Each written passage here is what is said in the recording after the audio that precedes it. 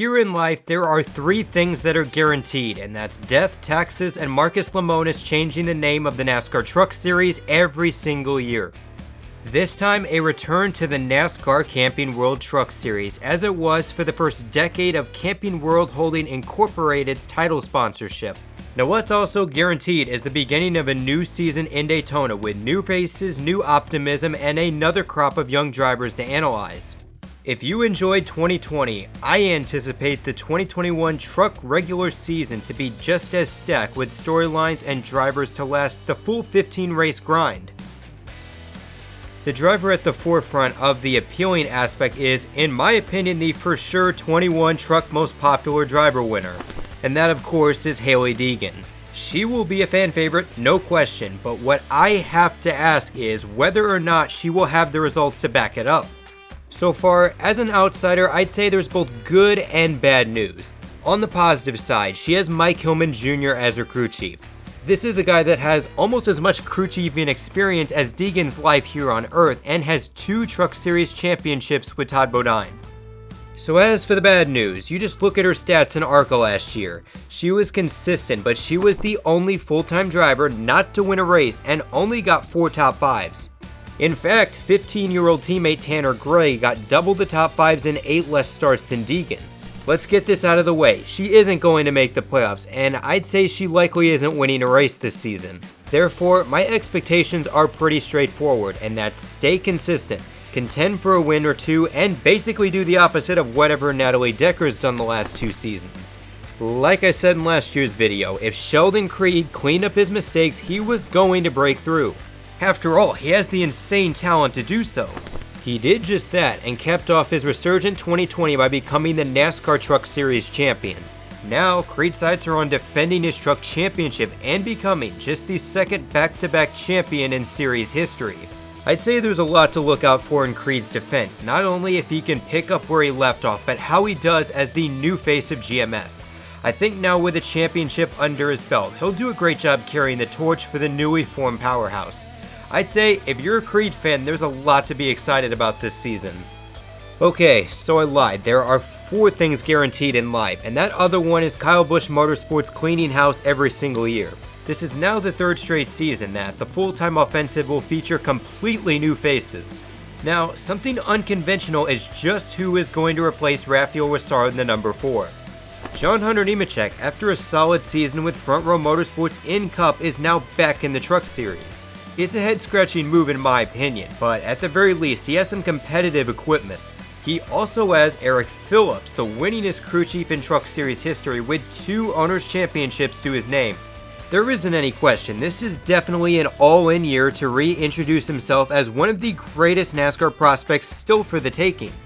However, he's got to win some races, and he's got to make it to Phoenix, especially knowing the recent trends of KBM. The greatest contender for Young's Motorsports next season will be the sophomore Tate Fogleman. He had an average 2020 season, finishing 17th in points, but never finishing higher than 13th and earning 6 DNFs. A bit troubling, and I don't expect this to be a playoff contending year, but if he can make that step forward by taking some of those DNFs and turning them into lead lap finishes, that could be a promising season. Just maybe something like that could get him a top 15 points finish when this season's all said and done. It's really hard to pinpoint a factor as to why Johnny failed horribly in almost every single aspect last season. You can say, of course, he's hit his physical decline, but then again, his ThorSport trucks seem to be ticking time bombs on most weekends. I'm legitimately surprised Sauter rejoined ThorSport for 2021, but here we are. Joe Shear Jr. returns as crew chief, but this time the big change is in nameplate, as Toyota will be the team's manufacturer for 2021. Unfortunately, right at this moment, I have to think Sauter won't improve much and may have yet another season below the cut line. Possibly a much more regressive one. Alright, so let's play a bit of a game here. Name me the most mediocre driver last year that you can think of in the Truck Series. I'll give you a second. I don't know what name came to your mind, but Tanner Gray definitely takes the cake for me. Seriously, the only noteworthy race all season long was Kansas, where he started 18th, led 3 laps in the race, and finished 4th. The rest of the season was defined by inconsistent finishes, and he never earned more than 3 consecutive top 10s in a row. But then on the flip side, he didn't exactly wreck a lot of equipment. So for 2021, the things that give David Gilliland Racing's flagship entry some light is definitely Shane Wilson returning to the team. I expect a better sophomore year, but the main question is, will it be enough to win some races and make the playoffs? That's still to be determined. Austin Hill last season, he was in the very position to have a season for the ages. Not only as the regular season champion, but he was on a hot streak, netting an average finish of 2 in the 3.5 mile playoff races. Yet, his average finish at the remaining tracks, excluding Talladega, was 24th. Those races, Bristol, Martinsville, and Phoenix. There's only one thing I ask of Austin Hill and Hattori to achieve this season, and it is as blatant as the color of the sky. Seriously, they've got to lead some laps and get a top 5 at a track like Martinsville or Bristol. Heck, just go out there and win the race. It disappoints me that this team has this type of Achilles heel holding them back, because without it, Austin Hill is possibly the favorite for the championship. The second half of Kyle Busch's clean sweeping was axing Christian Eckes. I'm going to be completely honest and say this was justified. Eckes finished roughly 6 positions lower than his average start. When you look at analyzing a driver, this is one of the most simplistic stats to analyze. It's of course a net gain. Did you finish better than you started? And in the end, Eckes failed miserably at it. Therefore, he's out, and taking his place will be Chandler Smith. When you look at his stats in the 51, I have to be honest, this is a lateral move. I see within his 12 starts the same amount of inconsistencies and failure to finish that Eckes had in 2020. Every year, it seems like the KBM prospects, they are hyped up as the next big thing, and then they just massively go and fail expectations. And unfortunately for Chandler, I see him falling into the same track and getting ousted by 2022. Meanwhile, a driver with a lot of hope in 2021 has to be Derek Kraus. When you look at his 2020, it's incredible to think that a rookie driver with a startup full-time truck team were playoff contenders all the way until the very end. Despite this, unfortunately, they missed the playoffs with a 23rd place finish when it mattered. Now, the 19 team looks to come back better than ever here in this sophomore season. Helping them take that next step here in 2021 is Matt Noyes, who actually helped Ben Rhodes stay consistent and make the playoffs in 2020. And certainly, they're going to need more of these performances akin to Rhodes, because I gotta tell you, that hat trick at Daytona last Friday, that was embarrassing.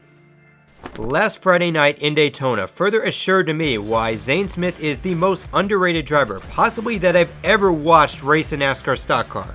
He was well out of contention entering overtime, and he put on a heck of a rally, and if it wasn't for Matt Crafton's awful block entering the final corner, I'm pretty sure Zane Smith takes home the checkered flag instead of his steering wheel. As for the rest of the season, his biggest task to best showcase his talents relies with performing on longer runs. I'd say that was the one thing that led to his downfall last season. The good news for this team is Kevin Bono Mannion is back, and they have last year to reference off of. And I think that automatically puts them ahead of new driver crew chief combos that won't get much track time outside of the races. And with that, I can't see why Zane Smith can't have a breakout year, win a bunch of races, and possibly the regular season championship. All of this, of course, before he makes his run at the title. Zane has a new teammate in Chase Purdy, as he will be the new driver of the GMS 23. And now, I gotta be honest here, I'm not exactly sold on Purdy, because when you look at his previous stint at full-time in the 2018 ARCA Menard Series, it was very disappointing. And you also gotta remember, that was a very weak ARCA class. However, there is a beacon of light for Purdy as he gets ThorSport refugee Jeff Hensley as his crew chief. We'll see if his Championship 4 experience can shape Purdy into a better driver than what he did in ARCA. Also new to the GMS stable is KBM escapee RAPHAEL LESSARD. In typical GMS fashion, he was originally slated to only do part-time until he was added mid-off-season to a 5th full-time entry. I would also cast out into LESSARD, but he did have a solid debut race at Daytona by winning the first stage. If he keeps that up, and continues the trend of past KBM drivers excelling elsewhere, just maybe he breaks through and gets 1 to 2 victories.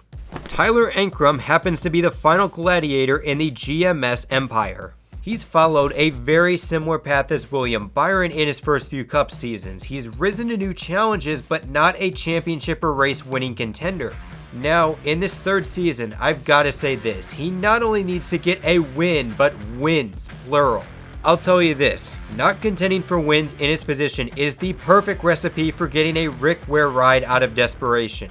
ANKRUM's got to perform this year, there are no questions, especially with Sam Mayer coming through the pipes. In many ways last season, Todd Gilliland was one of the greatest surprises of the 2020 season.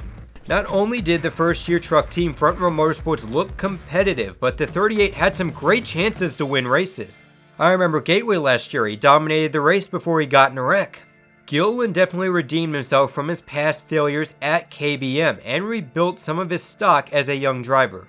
So now we get to 2021, and in my opinion, this is a big year for Todd Gilliland and Front Row Motorsports truck operation. With that lack of numbers in Ford, I expect Gilliland to once again have a competitive year, maybe even a breakout one. MTJ's younger brother returns and will run for the Truck Championship for the first time since 2017. Unfortunately for Ryan, he seems to be more of a team builder type of driver than one that actually succeeds. Don't believe me, just look at his last few full-time stints at Hattori and Colleague Racing. I'm not saying Ryan Truex is a bad driver by any means, but he just seems to be missing something that makes him a coveted driver. Just maybe a change of scenery can make this third time the charm. Joining Truex will be newly turned adult CARSON HOCEVAR. I'm going to say this, I hadn't heard of him prior to this video, but just looking at his 7 races in a niche truck last year, this might be the most underrated driver coming into 2021. He was able to get 4 top 20 finishes last year and finish an average nearly 4 positions better than where he took the green flag. Very impressive for a young driver. If HOCEVAR keeps up that result, I wouldn't be surprised if maybe he puts up a challenge against Deegan for Rookie of the Year. And now we get to possibly the biggest head-scratching move I've ever seen in recent NASCAR free agency. You got Brett Moffitt, who without a late race caution enters the season as your defending champion is leaving the GMS powerhouse. Now, there's a possibility he leaves anyway. As you look at the situation between he and Mari Gallagher, things looked a little bit tedious throughout the end of the season. So just where is he taking his talents to this season? He'll be driving the number 45 truck for Nice Motorsports. Now let's make this very clear, this is not going to be the same Nice Motorsports that Ross Chastain managed to win multiple races and compete for the championship in 2019. Why is this, you ask? This is due to the expansion of GMS, as after they expanded to 4 trucks in 2020, Nice lost their technical alliance with the team at the end of 2019. It's safe to say this team won't have the competitive edge that they once had. And unfortunately, I'm afraid Moffitt has officially sealed his career away as a mid-pack guy. Still, if there is some hope, Nice has the pieces to move forward as an organization. And now, Ford is lacking a major team in trucks.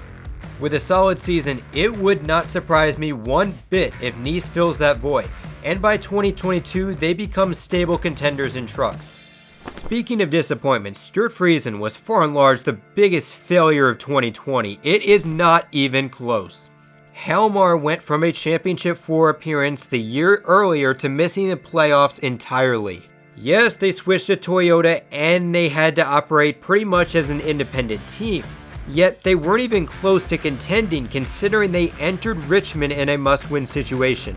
Now, it isn't surprising 2020 was terrible. It was for most everyone. So just maybe 2021 they can return back to form. If Friesen can get some stage points and cut back on some of the bad finishes he had last year, they could be bound for a 180 in performance in the future. Speaking of that 180 in performance, you had Matt Crafton. He reversed course last season in the wins column. The defending champion broke his winless streak dating back to 2017 and his concrete drought dating back to the May 2016 Charlotte race. The only problem to all of this is Matt Crafton. His strong suit is being consistently good, and winning races, that's just not his thing. When you think of a great season for Matt Crafton, he comes out of nowhere. He's a 7th to 8th place truck, and magically, the final race, he comes on strong and wins the championship. And guess what? That wasn't the case last season, as he came up short of the true goal of making it to Phoenix and defending the trophy. Finally, we get to your Daytona winner Ben Rhodes, officially the only driver locked into the 2021 playoffs. On the surface, Rich Lucius looks to pick up right where the 99 team left off and keeping Ben Rhodes amongst the rising contenders in the garage.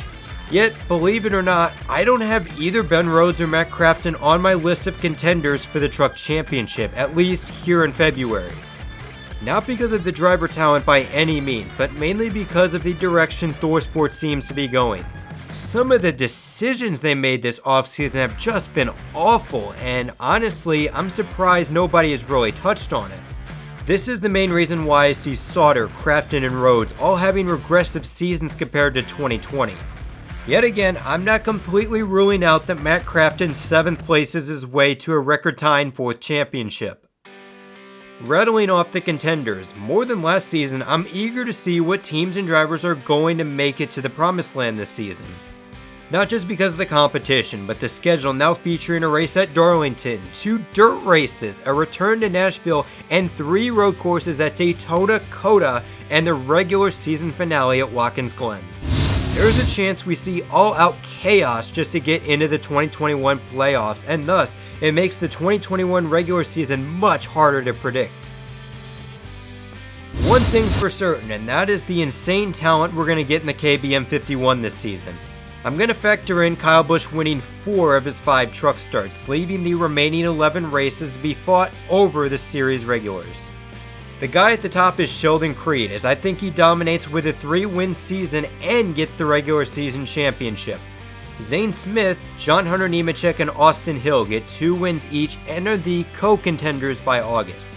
Rounding out the drivers punching their tickets via a win will be Ben Rhodes, of course, and Todd Gilliland. As for points, while a bit worse than 2020, I think Matt Crafton has a consistent regular season and clinches by July. I'm also sticking with the Derek Kraus hype at the end of 2020. I think this will be the year the 19 team steps up their game and they will clinch a spot in this postseason. As for the final 2 tickets to the dance, I think it comes down to the 3 remaining GMS trucks. All 3 of these teams are honestly on par with each other, and it's going to be hard to pinpoint a particular edge that makes one stand out from the other. I mean, just look at it. Tyler ANKRUM, he has the most experience, but he also has the least experienced crew chief. I'd say Chase Purdy is the worst driver amongst the 3, but yet again, he has Championship 4 crew chief Jeff Hensley guiding him through the year. For now, I'm going to go with driver experience in both Tyler ANKRUM and RAPHAEL LESSARD. Besides having a mass shortage of 4 teams, this is a highly competitive field on paper, and one that will make for an interesting postseason in November. The only thing left is for Brett Moffitt to steal a road course win at Daytona and completely screw this entire bracket up. So anyways, this is NRF signing out, and just remember, life's a beach and then you drive.